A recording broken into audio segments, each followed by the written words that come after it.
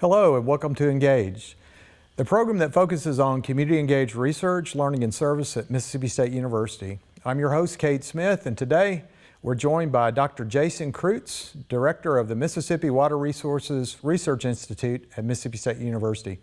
Jason, welcome to Engaged. Thanks, Cade. Good to be here with you. Yeah, so why don't you start out by telling me about your background and what brought you to Mississippi State University, Jason? Okay, I grew up in the Delta of Arkansas and went to the University of Arkansas originally to be an engineer, I thought, to work on water-related projects. And then I did not know that people did the work that I do today, you know, related to agriculture, et cetera, you know, studying water and plant systems. But I ended up at the University of Arkansas, found out about the agronomy department, transferred into it, and ended up with an undergrad and master's at the University of Arkansas. And then went to the University of Texas A&M University and did a PhD in weed science and water quality. And then came to the Delta of Mississippi in 2004 and worked as a USDA ARS scientist in a group that looked at how pesticides moved across the landscape and did a lot of water and soil quality type work. And then during that time from 2004 through about 2012, the aquifer issues in the Delta began to heat up, and I was persuaded by some of my colleagues at Mississippi State University to switch out of ARS and think about becoming the irrigation specialist at Mississippi State in the Delta and begin to work on water quantity issues, which I did and became an irrigation specialist for Mississippi State in 2012 and did that through 2017, and then had the opportunity to come to Starkville on campus and serve as the director of the Mississippi Water Resources Research Institute. Great, Jason. So why don't you tell us about the history of the Water Resources Research Institute and its mission and why it's so important to the citizens of Mississippi and really citizens around the globe. Sure. So the Water Resources Research Institute in Mississippi is a partnership. It's a federal and state partnership. It came into existence through an act of Congress, I believe, in the 80s, and every state in the union has a Water Resources Institute, so there's a counterpart like me in every state. Is charged from USGS is to work on state and solve state water problems and regional water problems. And underneath that umbrella, they have a couple of objectives for us as well, is to train the next generation of scientists and engineers, and we also have funds that come down from USGS, i.e. federal dollars, that we do competitive granting opportunities across the state, again, specifically to solve these state and regional water problems. Great. So, Jason, when we think about community-engaged research, learning, and service, you mentioned the word partnership, and so partnerships, collaborative, mutually beneficial partnerships between MSU scholars and external collaborators, and these may be public or private, is really at the center of community-engaged research, learning, and service. And so why don't you tell me, in addition to the federal partnership with USGS, tell me about the other partnerships and why those are essential in the work that you do. Sure, Kate. So just in the water research, particularly when you look across the landscape of the United States, most of the water problems we have, whether they're quantity or quality, a lot of times they're related to ag, whether it be nutrient transport or pesticide transport to surface water bodies, or if it is declining aquifer issues related to agricultural withdrawal. So a lot of times that creates partnerships, and probably one of the best partnerships I've had has been with entities like the corn or cotton or soybean promotion board. So there you have a group of producers that come together. There are funds that they can allocate out to scientists to solve problems that they deem to be worthy of their funding, right? So while working as a scientist, and now even in this role as a director of the Institute, that we look for partnerships with producer groups like these promotion boards and bring our scientists at Mississippi State or other researchers across Mississippi and the region and connect them with people that hold the dollars and the problems that they deem that need to be solved. Got you. Super. So in addition to funding and identifying those research priority areas with your commodity groups, do your farmers, are they actually involved in the actual research and conducting the research, Jason? That's really when we kind of start to look more like the extension program. Okay. So Yes, they are very involved, and typically, particularly with some of the aquifer issues that we've been involved in solving, is that we actually go on farm with the producer. We've got techniques that scientists have developed that we think are going to use less water by delivering it more timely or more accurately and precisely into the landscape, and ideally improving the net return for the producer while giving us an environmental benefit. And the one that we're typically after when we're looking at like aquifer recharge type issues is irrigation water use efficiency.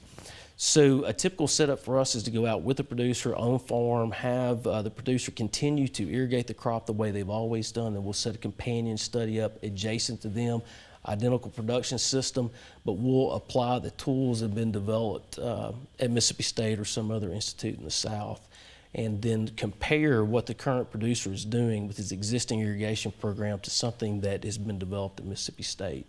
And then take it all the way out to yield, monitor the water use, and then compare at the end, did the producer's net returns of water use, were they better or worse than the scientists that are working at Mississippi State? So it's clear that the benefit for the producer in terms of identifying the research priority areas, funding the research. When we think about other citizens in the state and global citizens, why is the issue of water important to citizens of Mississippi and around the globe? Okay, I think it's one of those things that we just really take for granted. I mean, particularly in the South and Mississippi, we have so many streams and rivers and reservoirs, but water is probably the number one priority just globally. If you really dig out and look in the newspapers, scientific literature, it doesn't matter where you look, most of the time they'll tell you that the top concerns, things that could end Western civilization we know would be water shortages. And again, with agriculture using the majority of that water, we've just got to continuously be looking for ways to use the water more proficiently. Gotcha.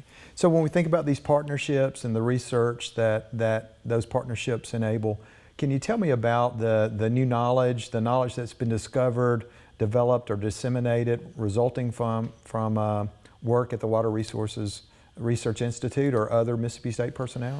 Right, I'll just talk about Mississippi State personnel at large that work on water-related projects. So probably about 6 or 7 years ago, there just wasn't a big thrust across the entire region. So we'll say the Mid-South, so the Boot Hill, Missouri, Western Tennessee, the Delta of Arkansas, Mississippi, and Louisiana. Our irrigation practices were all very similar. And then a group of scientists, both federal and state in all these regions, got together and started looking at ways that they could improve irrigation timing and also delivery techniques for our primary delivery system for the Delta, which is furrow irrigation. What those scientists and engineers decided on is that what they saw was missing across most of our producers was that there were two simple tools that they could use to help deliver water more accurately.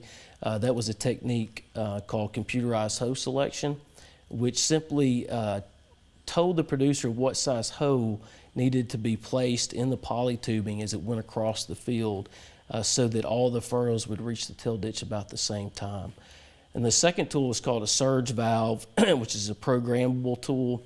Again, it helps the producer deliver the water more accurately to the field. It's programmable, and so it can eliminate till water runoff, which is simply waste that would run off to the Gulf of Mexico. And then the third tool was how were they actually going to decide to schedule the irrigations.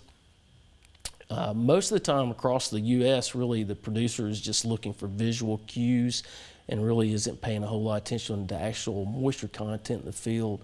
So most of the scientists in the region thought that they could do a better job scheduling irrigations with soil moisture sensors. So they placed those three tools into the producer's hands, went on farm as we talked about earlier, allowed the producer to continue to irrigate the way they've always done, put the three tools in place, metered the water going into both fields, and then use the producer's combines to look at the data or the yield coming off. And what they found was that in soybeans, using these three tools that they basically didn't even know existed, that they could reduce water use in soybeans by about 30% while maintaining their profitability. And in corn, they could reduce their water use by about 47% and improve their profitability by $30 an acre. Got you. So this has really led to technological advancement, right? I mean, really. And can you tell me about the change in learning behaviors on farm or with other citizens, and then also how has this research impacted conditions in the areas of concern related to the aquifer decline?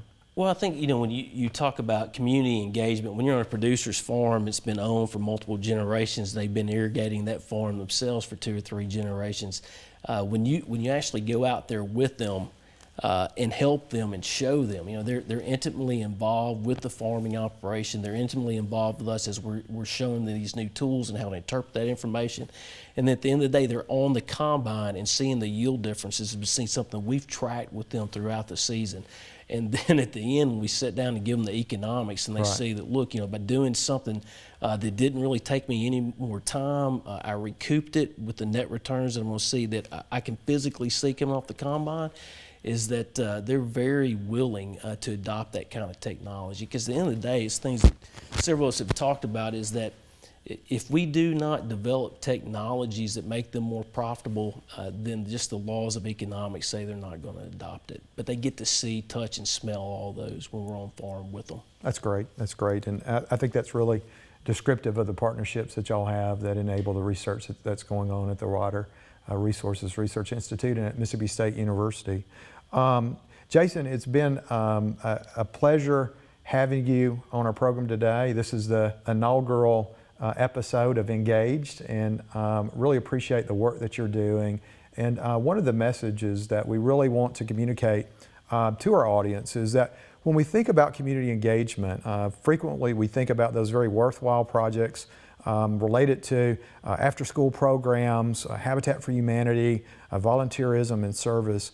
And community engagement also extends beyond that service mission of the university into the research and learning missions of the institution.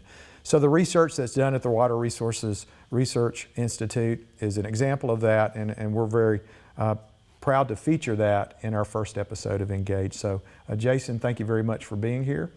Thank you. As you think about this upcoming season, is there any words of advice that you'd like to give the producers in Mississippi or to other citizens about water use in Mississippi? Sure, Cade. Thank you for that opportunity. Look, there's a lot of great tools are being developed at Mississippi State University, but if they stay on the shelf and no one adopts them, then it's not going to do any good. So please, get in touch with your extension personnel and try some of these technologies that have been developed at Mississippi State University. Thank you, Jason, and we invite you back to our next episode of Engaged and look forward to seeing you at that time.